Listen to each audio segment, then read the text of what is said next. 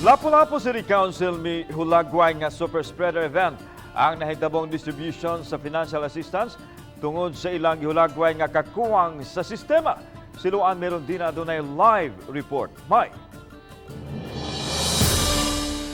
Yaslan, gahapong adlaw lang gyud na human ang distribution sa financial assistance sa mga biktima sa Bagyong Odette sa Lapu-Lapu City. Busa karon nang gawas ang mga obserbasyon ilabi na gikan sa mga kaatbang sa administrasyon. Pulos gidagsaan sa daghang mga tao ang mga tunghaan diin gipahigayon ang distribution sa financial assistance sa mga biktima sa Bagyong Odette.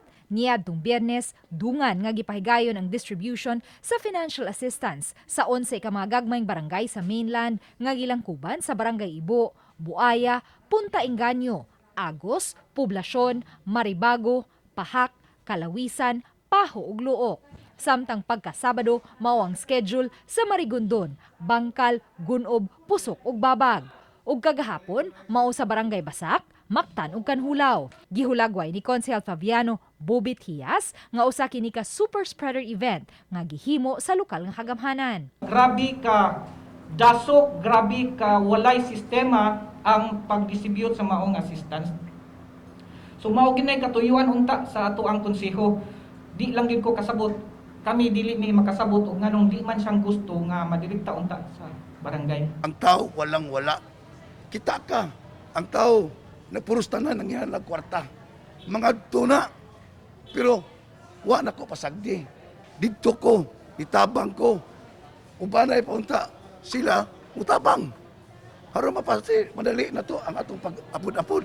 Samtang gisaway usab ni Consejal Michael Dignos ang wala pagdeklarar sa mayor sa tanang donasyon nga nadawat. Nga mato niya, mahatagan gayud unta og tabang pinansyal ang tanang mga biktima sa Bagyong Odette. Kabutang to siya dito na ako ni 47 million donation from private entities. Pero wa may kabaw kung sakto ba na, dito na siyang Facebook page amo ang nakuha. So kung imong taon-taon dako-dako na gyud kaayo unta ang kwarta. No nga dili na unta mingon nga kaning mga balaya di mo pwede kani pwede. Tanan unta to basta naigo sa Bagyo matagaan unta, no? So mao na ang kasubo nato. Wala man niingon nga isulo sa mayor. Nangayo kog tabang sa mga barangay captains, barangay officials to help us to identify kisa ni ato ang tagaan, no? So first thing first, because wa mata ka-assure luan og ang kwarta maabot inanag gidaganon. So ato sang gisiguro ang katong mga walang-wala gyud.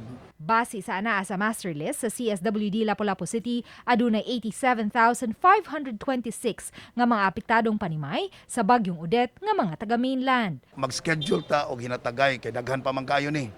Kaya ang atong nahatag napata sa mga 460 million. So napatay mga 40 million nga sobra nga pwede na tong maggamit, no? Mo ning musuod katong mga bag-o.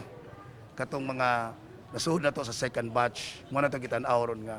So mahumana within today and we will announce by tomorrow kinsay nasud sa second batch.